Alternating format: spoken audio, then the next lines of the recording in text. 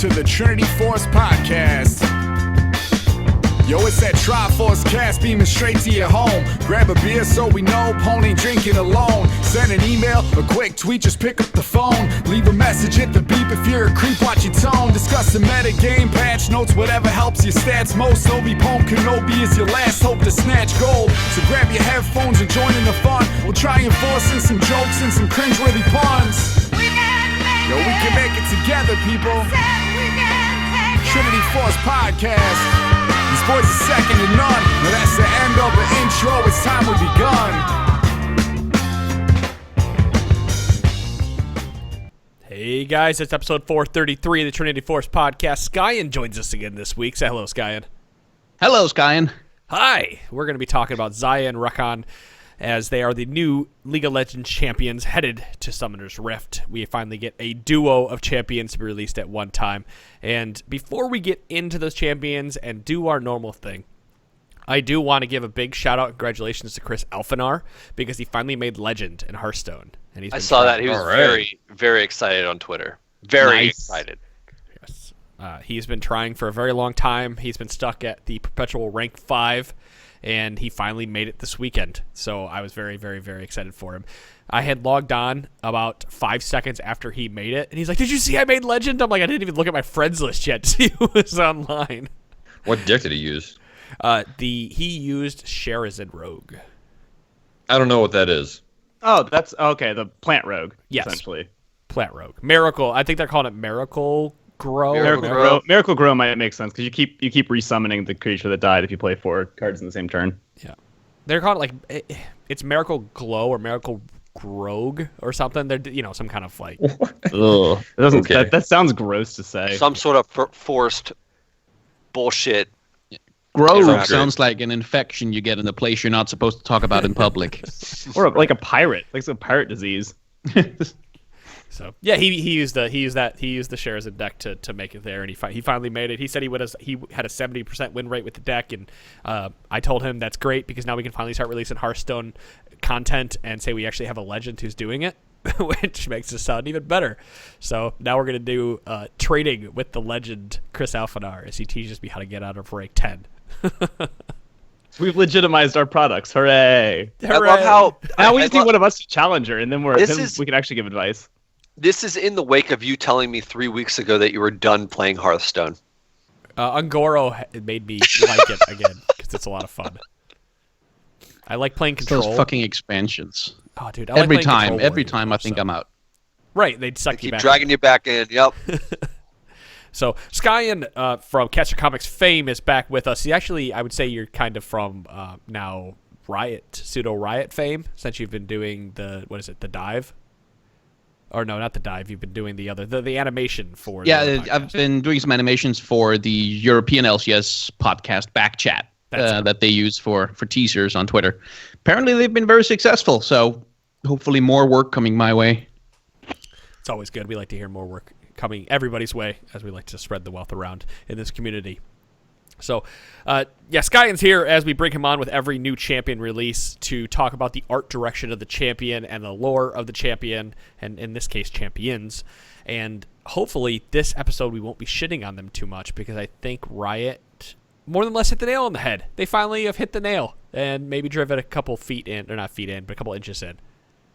So, Skyen, yeah, I mean, hopefully because I have a slightly complicated relationship with these two characters because on the one hand, for being what they are, for the concept that they are and what they're supposed to execute on, they're pretty perfect. Like they are almost the completely perfect execution of the sort of insufferably attractive, insufferably in love, very sort of gorgeous, happy, disgustingly, annoyingly happy young couple that you kind of love, you kind of hate. As a concept, both their character design and their voice lines and everything about them plays into that really, really well. And the character designs also are very brilliantly juxtaposed, where Rakan has one wing, Xayah has another wing, so they make a complete bird, essentially a complete pair. They complete in that sense. each other. Yeah, and each one wears some of the feathers from the other one's cloak, and they complement each other color-wise. Rakan going very much for the gold and red and the very bright colors, where Xayah provides a darker contrast. So, in that sense, their character designs are very, very well executed, and they're pretty damn good. Like, there's not much to criticize about them, except that the usual thing where Xayah just looks like Ari in cosplay when it comes to her physicality. Like a lot of League of Legends women, the difference in the body types and the difference in the facial structures and the general anatomical construction is marginal, and that's a long-standing complaint I've had with the game. But isn't there something to that though? Because wasn't there like a short story about how a traveler meeting the new race? I can't remember the what are they called? Vastaya. Vastaya. So didn't they call Ari a Vastaya? Or it was they run in like they do a bunch of interesting things. Like Vastaya could kind of be like anything that you can't really explain out in this magical. Rakan, Rengar's a Vastaya now. Yeah, animal people. Seems yeah, like basically pretty animal people. Possibly Volibear. It's not really clear, but yeah. It's basically it's part of the Riot sort of that long-term project that they've been running for ages and ages now, where they're trying to reconsolidate everything into identifiable factions.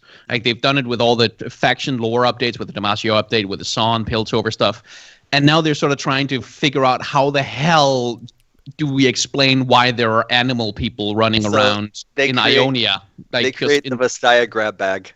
Yeah, basically. So they create this huge category, and it's like, okay, anything we can't fit in somewhere else that has animal features, they put it in there. And they also use it as an explanation for Udyr's powers and for a few of the champions who have animal-themed powers, is that they're borrowing magic from the Vastaya somehow or stealing it. Yeah, I don't know. And that's kind of so it's kind of the role of the Vastaya in League of Legends lore is to serve as a home for characters that can't otherwise be placed. I mean, that's accurate. It also kind of fills that same tropiness of like the of like fey woodland sort of like fairy beast sort of things. It has become, you know, Riot's lore for that kind of creature, which is cool. Yeah, they're like traveling on it. Like traveling troops that like would perform like these two, obviously Rakan especially, just all of his abilities are like, it even says in his abilities land stylishly and stuff like that is part of the actual ability, which is hilarious to me. That's a good segue into the lore, to like the very basic lore that they have out for them, where Rakan he's a traveling performer essentially, and he's out there performing, and Xayah walks in, and she's not she's not taken over by his performance. She doesn't really care that he's out there doing this. Yeah, she's watching. Yeah, she's looking at him. But most of the women are like falling in love with him, and most of the men are falling in love with him as he's dancing around, and he gets drawn to this woman that he can't have, essentially. And then what I liked about this was reading two different stories about how he's like, you know, I persuaded her, and now I'm following her, and now we're going on this journey together. And she's kind of like, I just accepted him, and then eventually he just stuck around for so long after she kept telling him go away that he's like, all right, fine, we work well together, so you might as well stick around, I guess. So this is a quick sidebar and not very important, but I found it hilarious. On the rlol subreddit, both of their champion spotlights have identical upvotes right now, and that is creepy to me. Oh, that's kind of good. That's pretty good. But totally unimportant. But I was thinking about this earlier today about how this lore is probably the best like nail that the Riot has hit. It's the best of the revamps. Right. Yeah. Like since they started changing stuff up, this is they're finally hitting their stride, and this is nice to see. So hopefully they can keep this momentum going.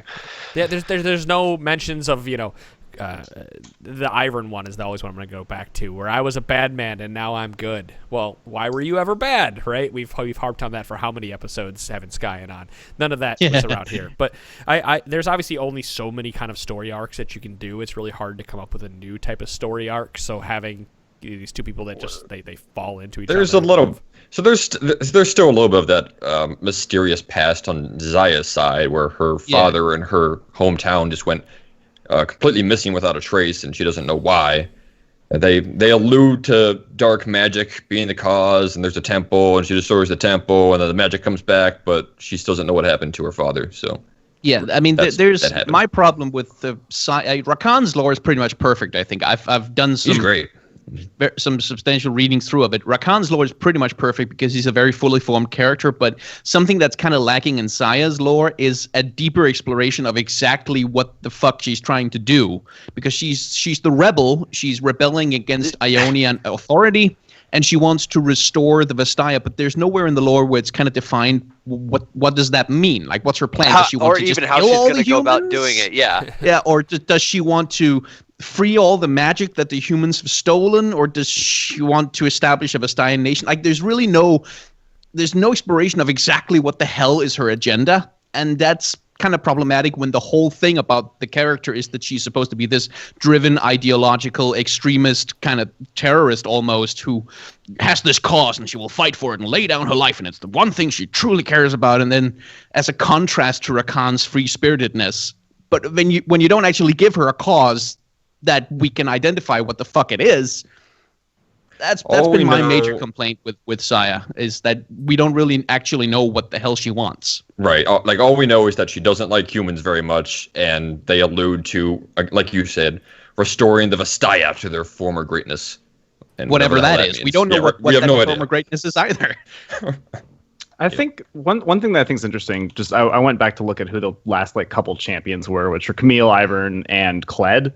And I think that one of the big things about why these two just seem so much more captivating, not only kind of a pun on the fact that they're supposed to be captivating characters, but trying to go back and link lore. Like when you go and see Camille's lore, you kind of have to relate it to everyone that's in that same city, or you have kind of loose ties that you don't really feel invested in. These ones are just right there. Like, they just present a full story of two characters. Maybe not obviously that mysterious past part that you have to account for, but you get so much more of a real fleshed out story than just, well, this is our history, I guess. And well, I mean, a piece of that's just because they're innately tied together. So just the existence of one complements the other to the point where it's like, there's backstory here. This other thing is there to prove it. Yeah. Yeah, it's the thing that I think is interesting too, though, is you would have to, if you were really invested in lore, you'd have to go back and look at other people's lore to get a full story. But when two new characters come out, you're like, I want to read this once. And I guess that's what the mass majority of people will do, is read it once, be like, oh, cool, I got an idea of what happened. But if you had to go back and look at everybody else's stuff to fully understand, oh, I guess that might be a reference to this person in this story. I don't feel like reading through all this. Yeah. This is too much. It's the comic book problem that Riot is kind of running into, where you have 10 million characters and they all have a shared universe. So if you want to read Spider-Man number 648, you have to read 12 issues of Captain America in a limited run miniseries that happened 5 years ago to understand what's going on, kind of thing. And that's kind of also one of the things that Riot are kind of trying to do with the soft reboot of the lore, is to everyone's organized into factions, and there's not that much crossover, so we only have to deal with interactions between characters inside the factions and their immediate enemies, kind of. So I think they're trying to really kind of scale back on how much connection there is between everything in League of Legends lore. So, in the lore, I don't know if a Red ever came and said anything. Is it ever confirmed that they actually do love each other, or is there still that tension where Xayah kind of says maybe not? In the stories, in the stories, it straight up says it. And it even starts off in that cutesy like I hate so and so, and then it ends with I love so and so. It's as blatant as that. Yeah, they're disgustingly in love. Yeah, Rakan can be so annoying. It's I love him. And by the end, it's the whole mea culpa will come all the way around for this sort of thing. I mean, I've met Mary when she's around Adam, so I know that feeling. That's true. Yes, I can be very annoying, but for some reason she sticks around. So we'll hopefully keep it that way.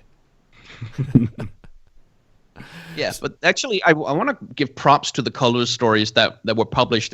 The structure of those stories is it's the same story told from two different perspectives. So you got one where Rakan is kind of being whimsical and flighty off on his own thing, and Xayah is sort of being more serious and murdering a bunch of people. But there are some passages in the story where they kind of dive into the dynamic of their relationship, where it's Rakan, for instance, comments that Xayah is very smart, she's very clever, she's good at planning, she always knows what the next step is, but she can be very foolish about love. So what he brings to the relationship is sort of an emotionality and an emotional intelligence, where she's very bad with people, bad with socializing. And then on the other side, what Xayah brings to it is the stability of planning and of having a long-term plan, having some idea of the future. And that's really nice to have that character exploration, because that's been missing from so much League of Legends lore. Why do these characters have a dynamic? Why do they care about each other? How do they work together? Like, that was so missing from Caitlyn and Vi, who were supposed to be the pair, like the duo. And then their color stories feature 0 point shit of each other. The biggest like link is the fact that Vi calls Caitlyn Cupcake. That's like what it comes down to. So it's nice to see that there's more connection in this lore. Well, I guess, do we have anything else to say about lore before we walk into art style? I mean, I can go back into character design. Yeah, character design would be fine. That's what I was looking for. Because, like I said at the top of the show, I love them for what they are, but when I think about what you could have done with the concept of bird people, shape-shifting bird people, then what we got is kind of boring, honestly. Because what they have is they've got some plumage on their heads, and then they got bird legs, and that's it. Like that's literally all they did with the visual premise. Where I would have gone, but why not look at there's so many bird monsters in history. Like, why not look at harpies? Why not look at the rock bird? Like, why not look at we have Birdman from Rick and Morty. Yeah, there's tons of specific like bird mythologies and Birdman hybrid mythologies you can go by. So how the hell do you land on just two sexy humans in bird cosplay?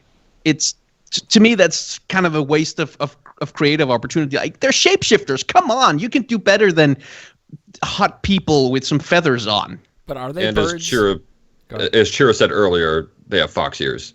Yeah. Well, at least Xayah has fox ears. You can't really like. Yeah, she's got the exact same ears as Ahri. Yeah, Rakans are way more like chicken feather plumage kind of looking. That really bothers me.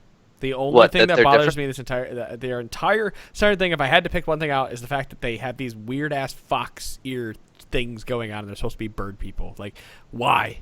No, they're not supposed to be bird people. Again, we're going to go back to the fucking lore on this, and they explain it in the fact that, like, nobody fucking really knows what the Vastaya are. They're just a hodgepodge of, like, there were these shape-shifting things at some point. They had interactions with people.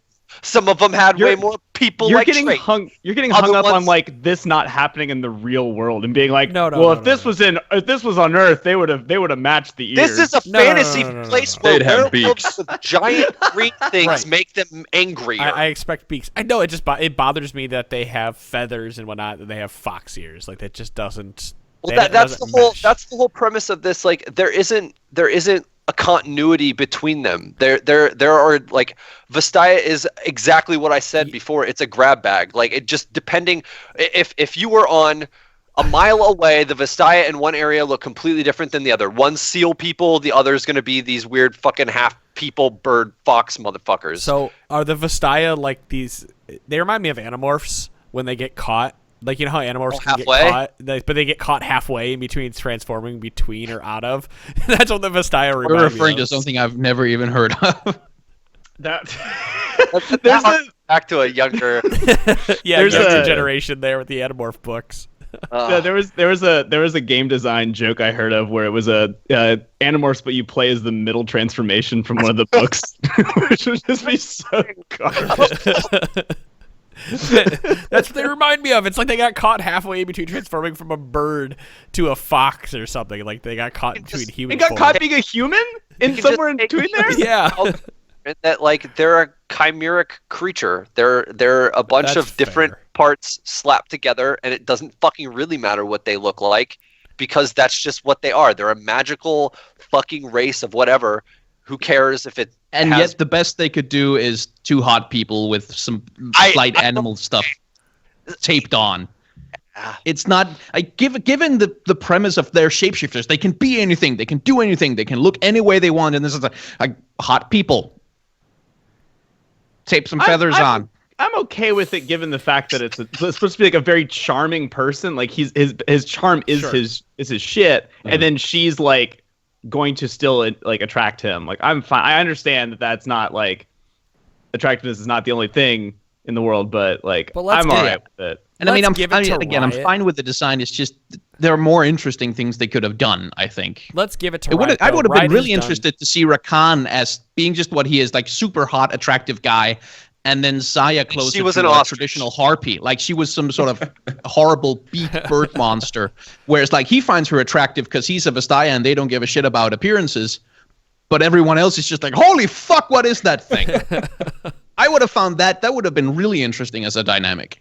Well, it'd be very funny if the charm that he has on his ultimate didn't work if she was around. Then it's like, oh god, I'm so frightened by this. Never mind. Becomes a fear. As I've been trying to spit out, let's give it to Riot. The Riot's been doing a very good job with champion releases since Alawi and before, and giving different types of body styles and different types of champions and different directions of the artwork, like Alawi being a very big, powerful woman god. Like they hit that nail on the head, right? She's beautiful in her own right. Did. She's not prissy. She's powerlifter pretty. Right, she's powerlifter pretty. And you know what? But she still is. She's powerful. Like you've got Talia, who is she's young girl cute, right? She's got the freckles. She's got the eastern nose, and I remember talking about that, and things like that. Like they've been doing a very good job of coming up with different races and body types, and that. So you're saying it's okay that they came around to do what they've done this time? Yeah, there's no I don't have a problem with them coming back around. You don't have to make the champions every single time something that isn't stereotypical. Stereotypes are there for a reason because they set a nice because framework. they're a great shorthand. They're visual shorthand, and that's why I'm fine with the designs as they are. Is that no, if you want to communicate like the type of character dynamic these two have, then those character designs work perfectly fine. It's not so much a thing of they're not good as it is I could have seen more interesting things to do. That's fair. I mean, I think that's a fair point to come up with. Other way. Now let's talk. Just there. I mean, we've been talking aesthetics or the visual look, specifically talking about their splash art. Yeah, the use of color, and you had mentioned they have different feathers on them from each of them, being the lovers and entwined and whatnot. Let's talk a little bit about that direction and how well Riot, really, I think they hit the nail on the head when it came to the colors and whatnot of each of the champions. Yeah, and it's also, if you look at the composition, Rakan takes up most of the image. It's his spell effect that is shielding the two of them. His arms are outstretched, his wing is out. He's bigger than her, so he takes up more space. He takes up more attention, which again works with the character dynamic because that's his role in their relationship. Is he's the distraction, she's the one that kills you. So there's a compositional element there that's quite good, and I love the spell effects that they did just around the characters, like the very subtle orange. You can tell it's there, but it doesn't interfere with the image itself. And it's, again, also if you look at just the compositional, Rakan is also center of the image. He's in the center horizontally, and he's in the center vertically. Again, because he's the charmer. He's the guy who attracts attention. He's the one who hungers for the spotlight. So compositionally, I really like it in that sense. And also, like you mentioned, the color differentials. Purple and orange are great colors together. They just work fantastically. Go Clemson Tigers! What up? What? Don't you? I call it my university. I had looked at the splash art closely enough to realize that they're both wearing, like, until you mentioned it, they're both wearing each of their plumage. Yeah, each other's plumage. Yeah. Yeah. And you also notice that to speak more towards each of their I was going to say emotional characteristics, but that's not the right word. No, whatever. If you look at Rakan, you notice that he's focused on Xayah, whereas Xayah is more focused on the outside of the image. And that, again, speaks back to when we're talking about their stories. Rakan is the frivolent guy, but when it comes to Xayah, he's really focused on her, on protecting her, and she's more focused on the plan and the long-term, we got to get this shit done. And speaks that same way in this splash out here. Yeah, it's a really great depiction of the character dynamic. It really is. So, for those out there that have not read the backstory between these two, what is the tie-in with Lee Sin and Zed? There's no tie-in with Lee Sin, as far as I know, but ton of tie-in with Zed. Yeah, Zed is basically Xayah's tragic backstory is that she wanted to go and reason with the humans about some of the shit they've been doing to the Vastaya. And then when she came back, her entire village was gone, and it was because Zed had taken over a temple and corrupted the magic inside it. And so she purged the temple of Zed and all his minions and restored the magic, but her family's gone. So she has that connection that Zed is kind of the reason why she became who she became. They're almost playing out to the whole shadow cult, shadow magic thing that's going on with Zed. Siphons off magical energy from other stuff. Like it's the antithesis to like life energy to its own extent, and it's, you know, they're just taking it away from things. So in taking the temple back down, it just restores, I guess, whatever balance was there before. Yeah, it's what you see in the animated teaser they put out, the cinematic trailer for the two characters. It's basically that story. Well, excellent. There, I want to make sure that people understood why she may have special lines against Zed, and they actually, Rakan and Xayah both have a number of unique character lines for who they're seeing in game. If you go look them up on the LoL Wikipedia, you'll see that there's going to be there's a lot of unique interactions, so it's probably a good idea to have your character sounds on if you want to get the full experience. Yes. It's a better way to put it than I did. Absolutely. Yeah, she has she has a lot of specific taunts, and so does Rakan for Zed in particular, and for Ionian champions, because her whole thing is that she hates Ionia and their government, I guess. It's not really made entirely clear what, but there is a point in the short stories where she comments that she cannot rely on the Kinku, which is the order of ninjas that involves Akali's, Shen, and Kennen. So she also has some antipathy towards them. So it's not just the Shadow Ninja, but just all the Ionian ninja people. It's brought up to the point too where other her father's friend or whatever, one of the other Vastaya is like, yeah, we can go to them for help, and she's just like, we can trust them, not at all, considering all people are technically like risks for our existence. So I'm gonna do my thing. You can do whatever, but like I'm gonna take things my own way. So according to Wikipedia, Nolan North voices Rakan. I didn't know that. Cool. Really? Wow, Famous he does actor. a different thing with his voice there. That's according to this. That's according to League Wikipedia. Now I don't know how. For people who don't know who he is, who is he? Uncharted. Nathan Drake. He's Nathan Drake in Uncharted, and he does voice lines for like every single fucking video game, like all of them. Yeah, he's huge video game voice line guy. Huge. Yeah, you just go look him up. You'll look through it and go, oh yeah, I did hear his voice there. According to Wikipedia, it's got it up here 2017. He did Rakan. He's done a ton of them. It looks like he's got Halo Wars, Skylanders, Mafia. Like he's just tons and tons and tons of different games. Is this his first League character? I don't know. But it takes you 12 iterations of page up or page down to get through his video game credits on Wikipedia. It's insane. So he's done a few things. To answer your question, Punch, yes, this is his first League of Legends character. Xayah does not have hers listed, who does her voice, so... No, Riot never puts the information out, so people just kind of have to find it on people's IMDb's randomly. Kind of like how they found Ngoro when someone put it out on their LinkedIn page. That was how that was leaked. I mean... So... Oh, well. I guess does this move us into talking about the champions, and I guess not getting super in depth with them since we have two of them to go over instead of one. Yeah, let's talk some abilities, I think. So the Xayah and Rakan, they are made to be able to work together and separately. So you don't have to have them in the same game. This isn't like Callista where you do gain extra stuff by being near your person, but you don't lose anything by not having your linked person. But that's the problem. By gaining stuff with other people and not having them there, you're losing something. Right. Yes, you are. I mean, balancing these two is going to be interesting. I kind of brought this up in Slack when they were announced, and that the difference between being nerfed when they're not together versus being buffed when they are together is a matter of perspective. And Dom kind of jumped on that, so I kind of wish he was here to share his side of the argument, where that perspective is based on based on feel. Like let's look at one of Rakan's abilities, his W, for instance. His W, he jumps to a target and he shields them. That has increased range when he jumps to Xayah. Well, my argument is if you're used to playing with Xayah, which is reasonable considering these champions are coming out together. So if you've got a duo partner, you're probably going to play those two champions together for a long time until you get tired of them.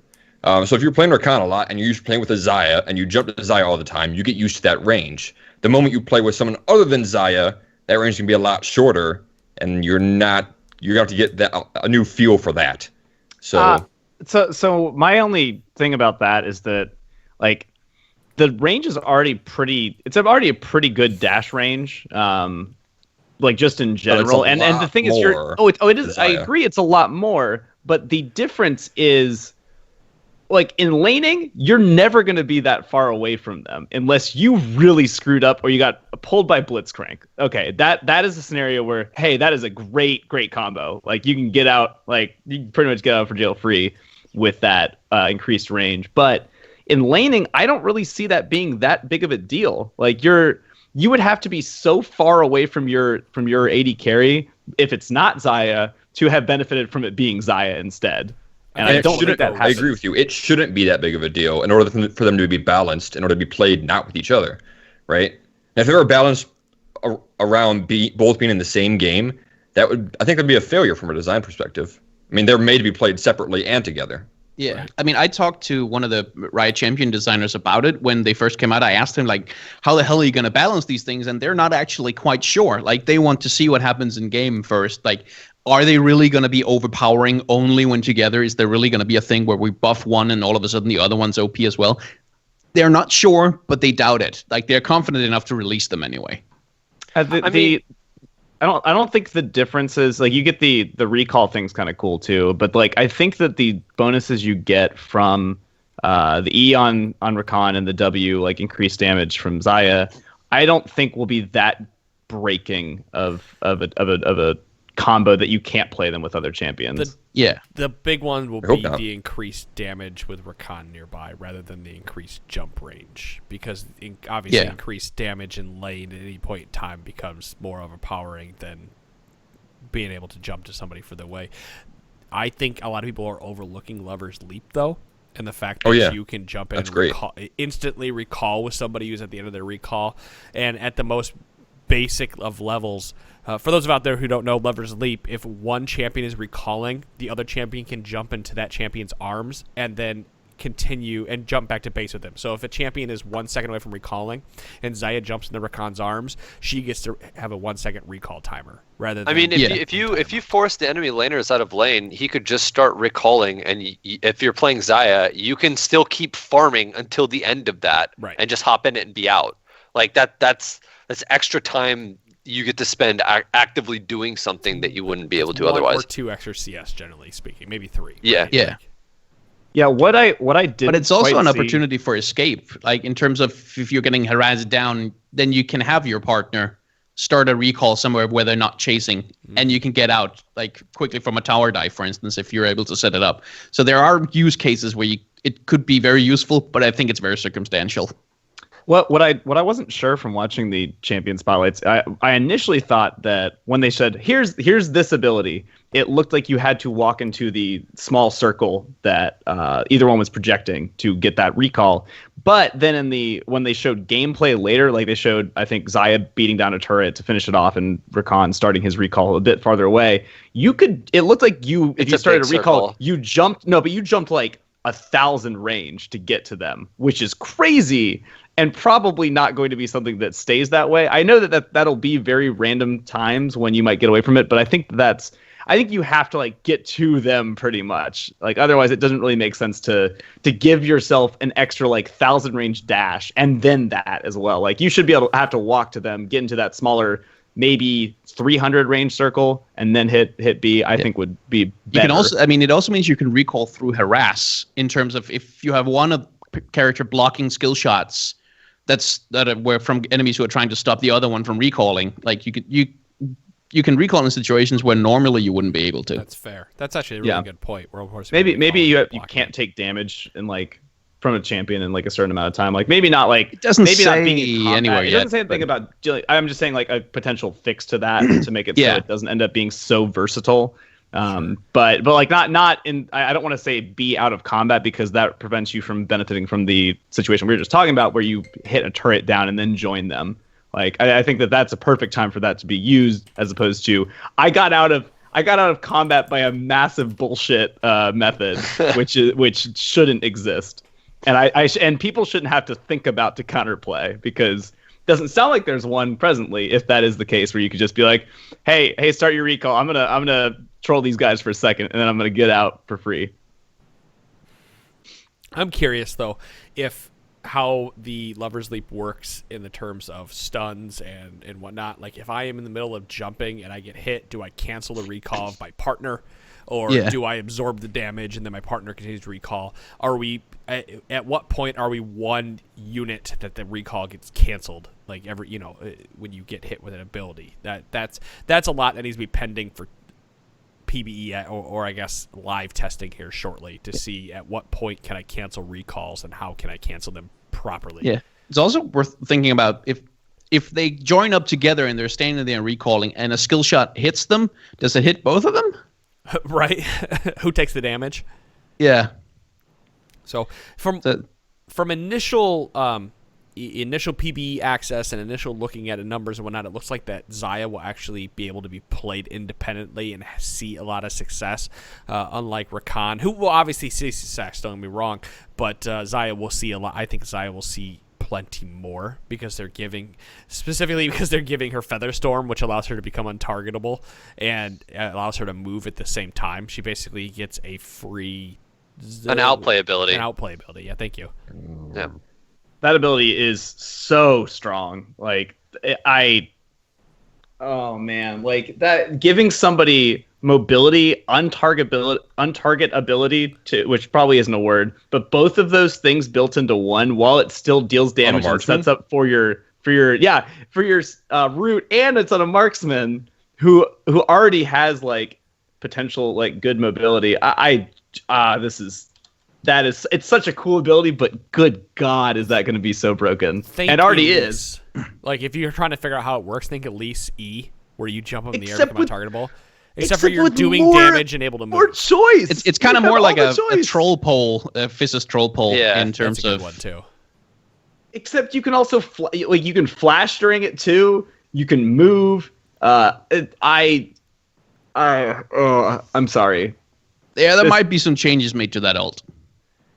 I don't know. Yeah. I think that ult stays the same for a while, to be honest with you. I think if anything that her numbers get tweaked a bit through, because she does. I see so many people screwing up that ult though, just considering how narrow it is for the damage as well, and with the movement, I bet a bunch of people screw that up way more often than they get it right for a while.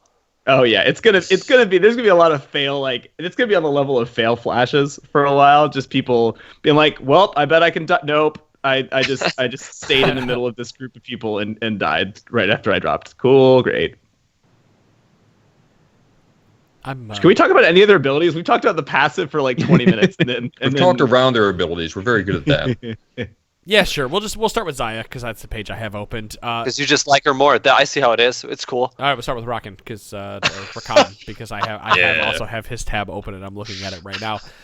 So Rakan's passive is that he periodically generates a shield that has a 0.9 AP ratio on it. Damaging an enemy champion with a basic attack or ability reduces the cooldown by 1 second. So the more harass you put in, the more likely your shield is to come back. The more active you are, the more often you're going to get your shield proccing. Right. It's like it's essentially a Malphite shield that you can reduce the cooldown. Speed up, right? Yeah. Sorry, and just before I go any further on Lover's Leap, I was very incorrect. That is not like a 1,000 range dash. It was just Rakan doing that massive range dash and then hitting B. So you have to be in the circle, like that small 300 circle. I was trying to remember. I just checked it because I was like, I'm pretty sure that doesn't make sense. Yeah, so, I couldn't remember, so I just I'm like, okay, I'm sure he knows what he's talking about. I didn't. Gleaming Quill for Rakan is Rakan slings an enchanted feather forward, dealing magic damage to the first enemy hit. If that enemy was a champion or epic monster, a small circular area is marked around Rakan. After a short period of time, if an ally comes into contact with the marked area, marked area, Rakan heals himself and the surrounding allies for a piece of damage. So if he hits somebody, he can heal people around him. Yeah, and he's got a 0.7 AP ratio on that heal too, which is pretty nice. Weirdly, the heal doesn't the heal scales with level, not with your Q rank, which is kind of interesting. So it's possible that if E or E for the shield or W, I guess for the cooldown, ends up being a better max, you might end up going for that. Q also doesn't scale with its mana cost doesn't scale up, so as the only one of his basic abilities that doesn't do that.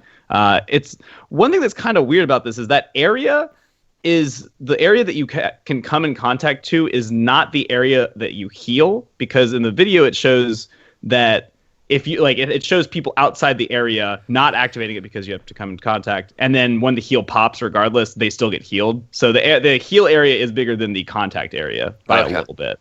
The numbers aren't here yet. That's necessary though, because otherwise you can have situations where one guy gets to him before someone else, and he only heals one person when there's two people who need it. So I think that's just a quality of life thing.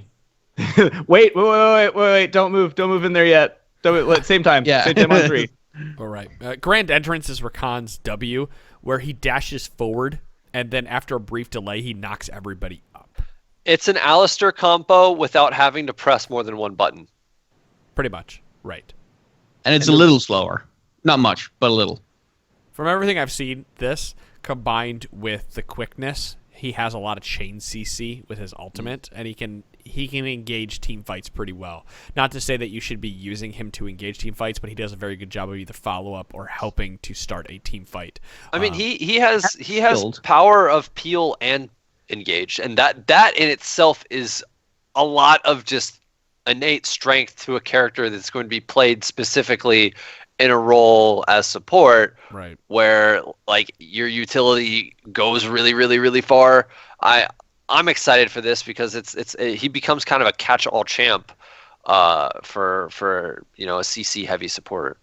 Yeah, he kind of combines. I was just thinking Leona a little bit with this crazy CC W as well as his ultimate, but also can play the healing role. You can build him as a mage support that deals damage, or one that can jump into the fight and try to charm everybody, but then still survive. And not. It's really interesting to see if he's going to be a very slippery but CC heavy champion that has a lot of counterplay because he has to get up into their team to do it, or if he's going to be a super tank. I don't really, this W and his ultimate really confused me on what's going to be good to build on him. In that spotlight, they kind of alluded to him being more of a slippery, like you were saying, more of a slippery CC support, which I don't think we've had up to this point.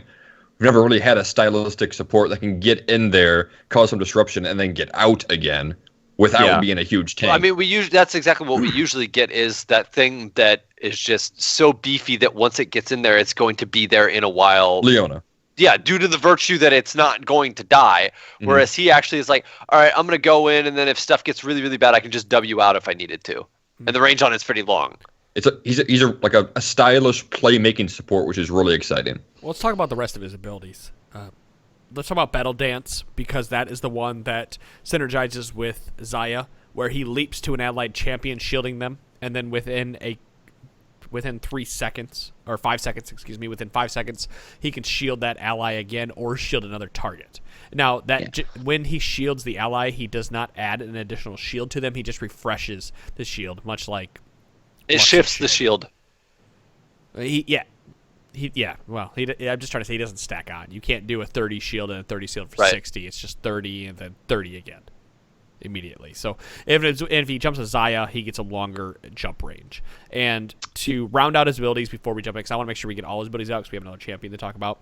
The quickness, he enchants his coat and he runs through people and essentially charms everybody for a brief moment. He's a giant running Ari charm. Yeah, basically. Yeah, Rammus and Ari combined, but you can hit more people than Rammus can. Yeah, he does not get any CC resistance whatsoever while doing this, though, so he has to be kind of careful how he engages it. Yeah, you also get you start with 50% bonus move speed when you activate it, but then after you get the first hit, it goes to 200%, but decays quickly back down to the 50%. So you're 50% still nothing to like scoff at. And if you start but obviously if you just try to run at somebody with just 50% move speed, you're gonna get CC'd real hard, and nothing's gonna work. So you have to use your other abilities to mess with that first. Yeah. This is where I've seen people use the quickness to start a fight, or you get into a fight and dash in with grand entrance and then run around everybody after the 1 second to continue to keep them taunted after the second stun. Like, he has a lot of CC if he can get in and make it. That's why I'm curious if he's going to end up building coin at any point, or any kind of like. I could see that. So he can get in really fast. Or what if you just get a Righteous Glory? That might be too expensive, but. Unfortunately, with the State of Redemption and Locket of the Iron Other Slaughter, stuff, it might be hard to purchase. See, like, here it comes back to that whole, like, he can kind of choose what he wants to be between engage or, peel or whatever. I mean, he can do the same thing pick-wise. You could sit in a bush waiting for people to show up with this too, and you get a speed boost. So if someone comes close, you run into one, and then you're immediately into other people in a very quick amount of time. So there's, like, catch potential there too. He's an interesting grab bag of CC. I love that fucking phrase for tonight. That's a really good way to put it. The fact that you can also, like we're saying, it's not necessarily the main engage. If you have a front liner, you can dash to them and jump in with W, activate your ultimate, and you have 5 seconds from the start from the first E to jump again to somebody. And this is where that increased range might come into play with Xayah, where you could end up going all the way to their backline and be like, "Well, bye guys. It was nice knowing you. You're all charmed though. Hi." The thing that I have seen about his ultimate, which I think is worth noting, because the thing about charms is that it makes people move towards you. And so if you run through like 3 enemies in a line, they're running towards you still. Obviously they can't do anything, but it's not like Fear, where if they were feared, they'd probably immediately go towards your team. So you do have to like charm them and then still move a direction that will pull them. Like you can control where they're going to move, but it's not so strong that if you just hit charms on 3 different people, they're all going to move right towards your team. They're going to move towards wherever you are at that point. That just makes flanking more important to just running through shit too. So yeah, it's gonna create a higher skill cap on the ultimate than you might initially think, because you have like it's not a long charm. It's a second to a second and a half as you rank it up. So you have to start using that time to your advantage. It could be like that flanking could be crazy though if you run the other direction through there and all 3 of them are now running directly towards your team. Yeah. It does have a fairly high damage output, actually. 300 with a 0.5 AP ratio at max rank. So you could use it to chase down like low health enemies and just kill them off. Yeah, 100, 200, 300 magic damage isn't anything to scoff at for somebody engaging or counter-engaging on a fight, for sure. I like it. I'm curious to see. I don't want to spend too much time talking about, or any time really talking about what you can max here, but I think there's probably a case for anything and everything that we can have a conversation about that on Wednesday. Done. Let's talk about Xayah. So Xayah has clean cuts as her her passive. After casting an ability, Xayah's next 3 basic attacks strike all enemy champions along their path, dealing 100% damage to her main target and 50% pass-through damage to other enemies. At her maximum attack range, a feather will be left in the ground for 6 seconds. That is a mouthful for a passive. Yeah, so interesting thing here. Sometimes with pass-through abilities, you'll usually get on Caitlyn Q, you'll get the max damage on the first target hit, and then it decays over time, or over the number of people you hit. It's different here, where you deal the full damage to whoever you clicked on, but then the 50% damage to everybody else, no matter what order that's in. So if you hit the max range target and there's a bunch of people in the way, the people in the way will take the 50% with the person at the end taking the full 100.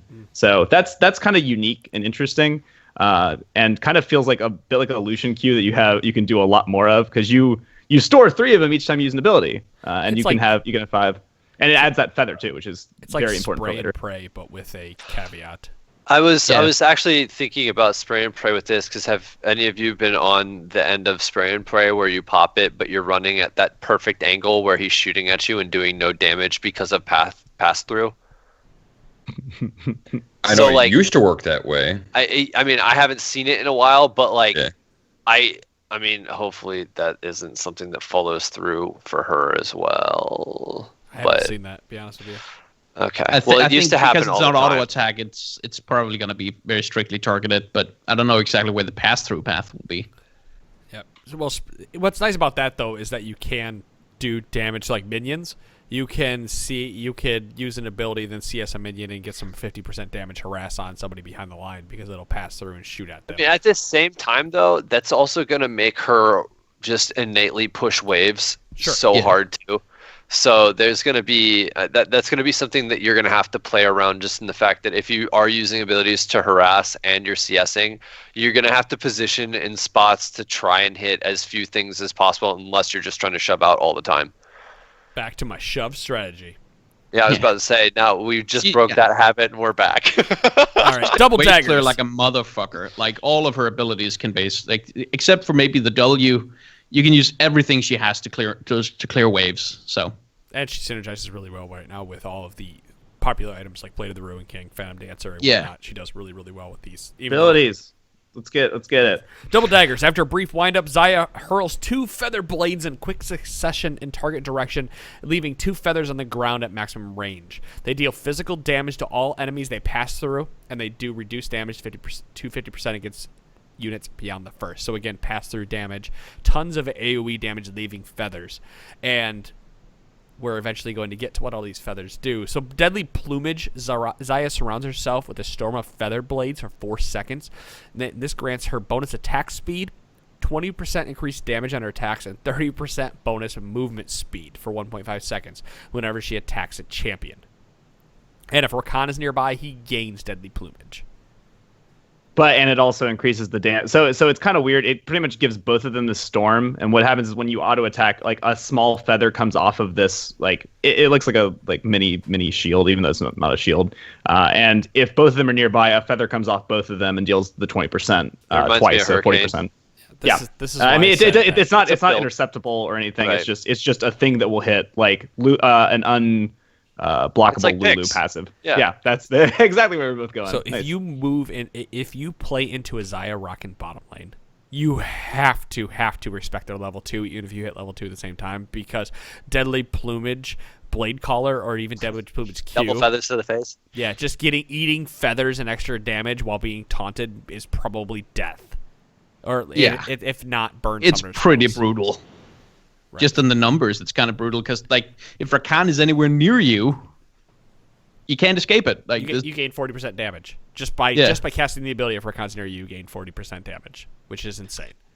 Yeah, I think the 40%, even 20%, 40% damage is still very strong, but at least it is not increased AD, so it is not going on to all of your other abilities, which I think is good. That is just auto attacks, and she does not have the longest auto attack range. She's only at 525, so I'm not as scared of. I think I 100% agree that level 2, level 3 is going to be a nightmare, but I don't think it'll be Back as to early Draven level opener. Yeah, great. Oh yeah, Well, she that'll be really fun. is. She's like just Draven 1.85 or something, right? Like Yep.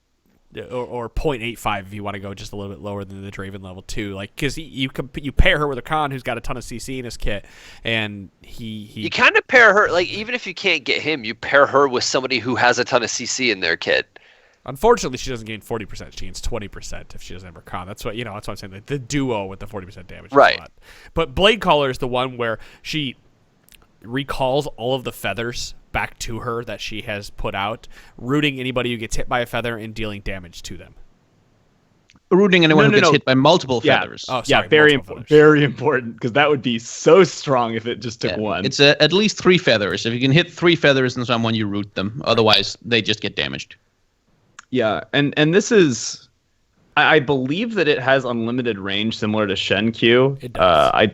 And that's not like I'm not thinking there's going to be something crazy like you recall and then hit E and somebody that will happen. That will be on Reddit at some point. You never pick up a feather for the entirety of the game, and then you just run to that one point on the map where you can get them all to converge, and you wait. Well, they only last for 6 seconds. Feathers are only left for 6 seconds, so no, not going to happen. So yeah, you have to use Lover's Leap to get back to base quicker, and then you use it. Oh my god, that's actually crazy. What's the cooldown on that? Which one? 12 to 8. On her E. 12 to 8. 12 to 8. Okay.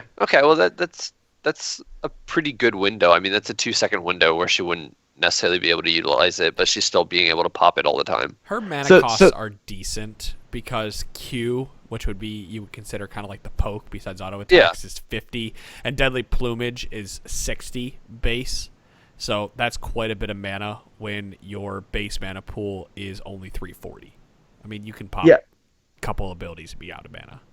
So something that's interesting here is that this ability gets increased damage based on your critical strike chance, which is very funky. With you get 0.5% for every percent you have a critical strike chance. So obviously max out at 50% extra damage, which could be.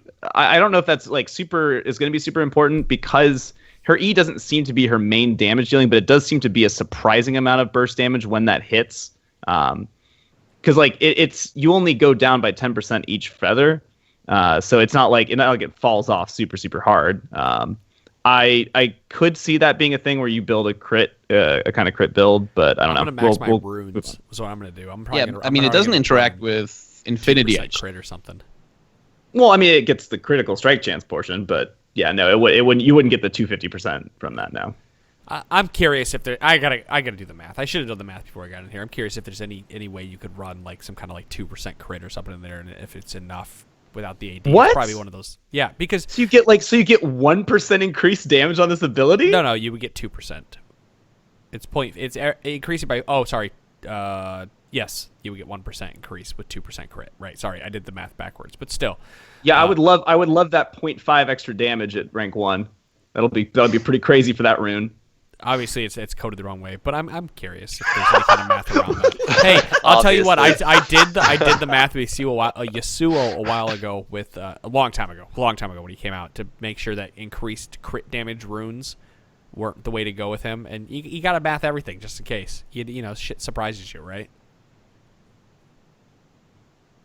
Sure. Anyway, Featherstorm. As Serial continues to drink his water and laugh. I'm dehydrated. Yeah, keep hydrating, buddy.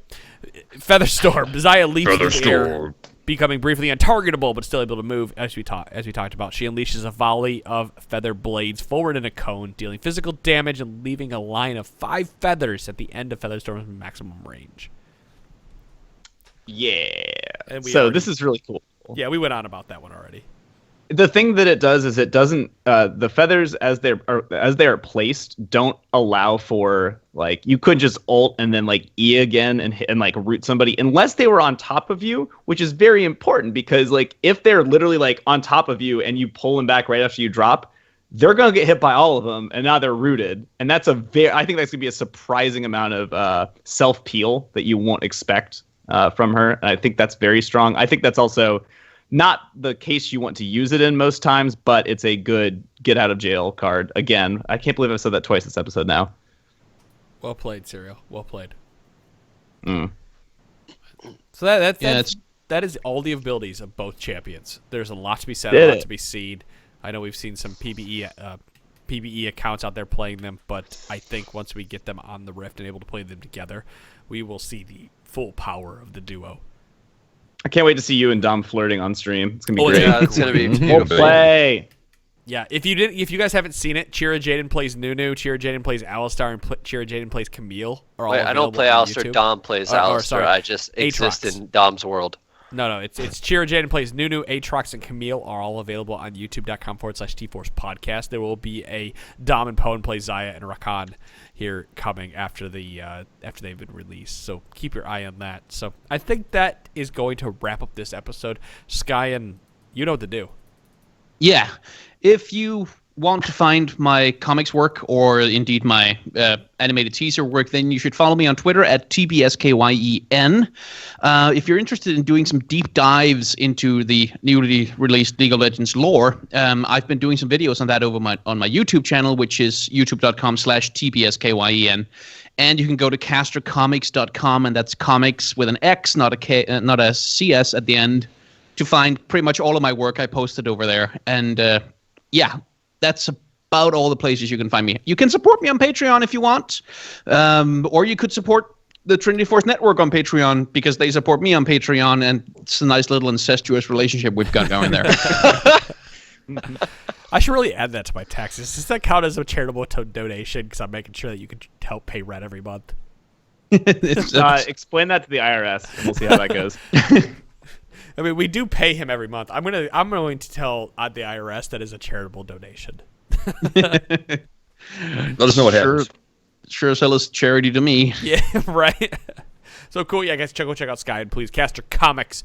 And you're doing the podcast, the Backtalk podcast for the European LCS.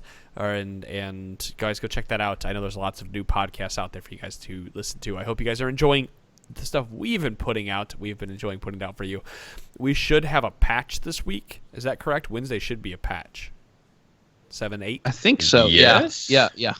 So Wednesdays, this next episode you listen to this week should be the patch episode. And if it's not, we'll talk about something else, but I believe it's a patch this week. Guys, that is episode number 433 of the Trinity Force podcast. Thank you so much for listening, and we will see you all on Friday. Peace. See you guys. See ya. Bye.